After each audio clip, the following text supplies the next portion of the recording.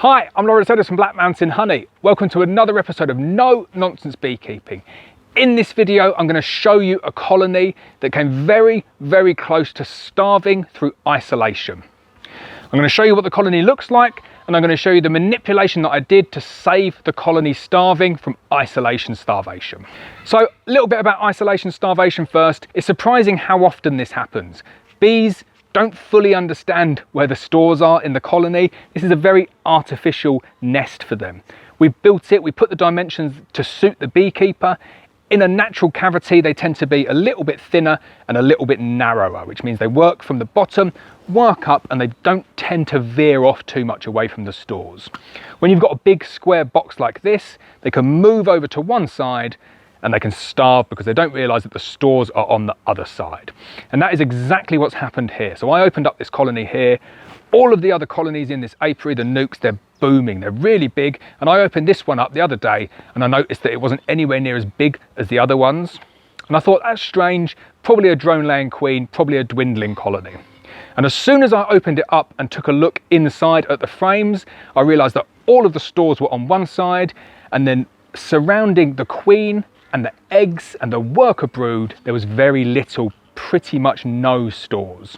And that is classic isolation starvation. The colony doesn't realise they've got sufficient food in order to expand the brood area, so they starve. And it sounds a little bit daft. It sounds like surely they should just move over, but they don't know that the food's there, so they treat it as if there is no food. So I'm going to crack it open now and I'm going to show you exactly what's going on. So when I opened up this colony first, the first thing I saw was the queen. And she's here. You can see her on this frame here.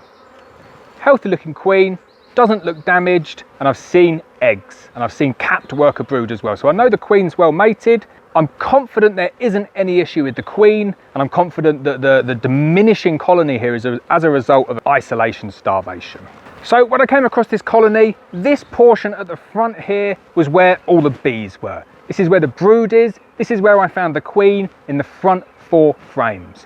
When I pulled out those frames, there was nothing in them in terms of stores. No pollen, very, very little stores. There was eggs, there was larvae, there was worker brood, and I identified the queen with no damage. So I'm thinking immediately, they've run out of food.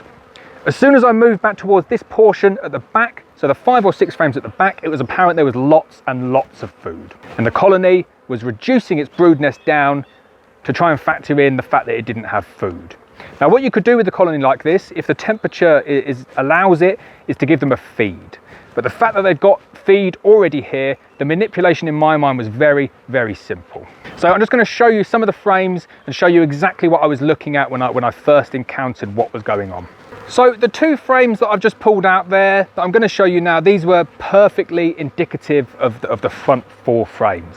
Very few bees, small amount of brood, brood in all stages, worker brood, eggs, larvae, obviously the queen's present on one, hardly any pollen, and very, very little stores. This is a few days later now and it's very warm today. They've actually backfilled that with a little bit of nectar, so it was even more apparent and bare than you can actually see in those images there. And then towards the back of the colony, you have frames like this. Pretty much untouched, lots of capped stores, nowhere near the cluster. So the manipulation, really, really simple. You take out the frames with stores, you get the back of your hive tool and you mush them up a little bit.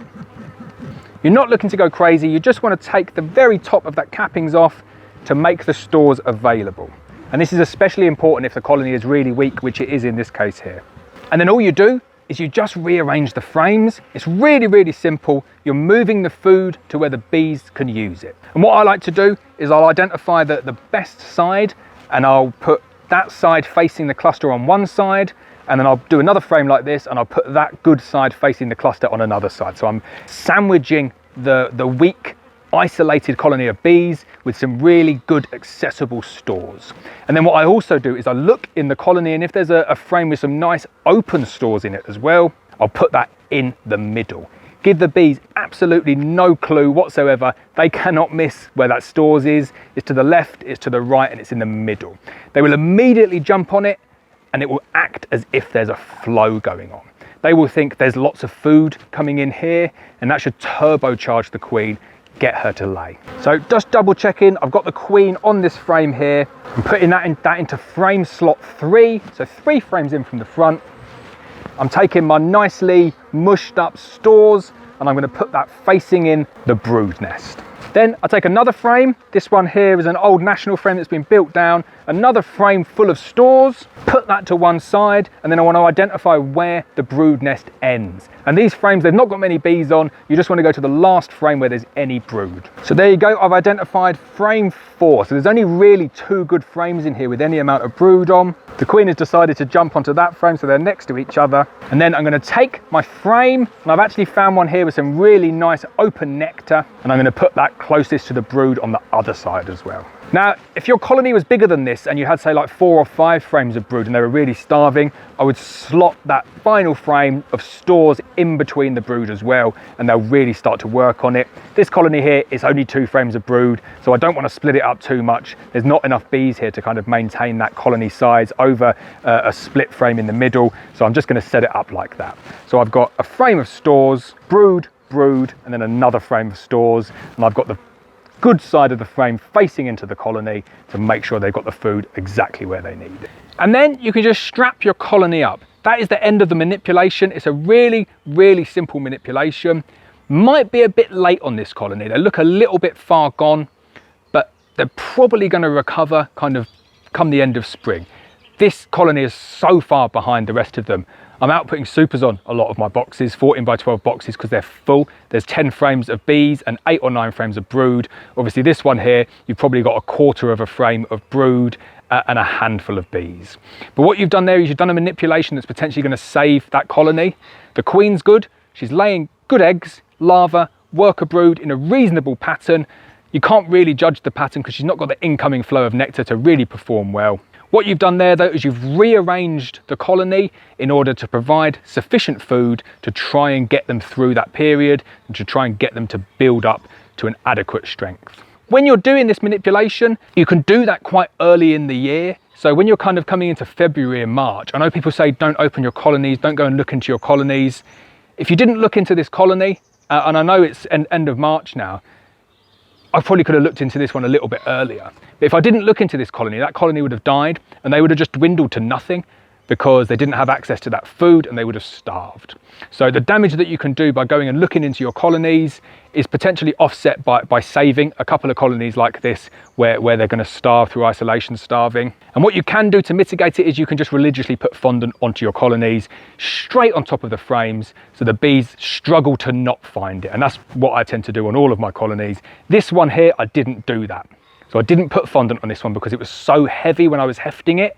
And it turns out the reason it was so heavy is because they weren't consuming the stores because they hadn't found it.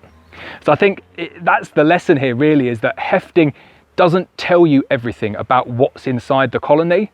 And sometimes it's a little bit more beneficial for you just to crack that lid open, take a look what's going on inside. Is there a nice cluster of bees? Is there enough bees to kind of where you think it should be for that time of the season? Is the weight where it should be in the colony? So is everything offset to the back and you've got loads of weight at the back and the bees are at the front? They're the only things that you can start to analyze when you take the lid off. So my advice would be, don't look into your colonies unless you need to, but there's really not too much of an issue. Just cracking the lid when you get through to kind of February, March time, having a look inside, seeing how the bees are getting on. So that's it for the video. I hope you enjoyed this one. I'm so happy to be back into the beekeeping season. It's no nonsense beekeeping. And this is what this channel is all about, getting in, looking at the bees, talking you through my experiences, learning at the same time. So I hope you enjoyed it. As always, please hit the subscribe button, please hit the bell so you're notified of every video, and I'll see you next time.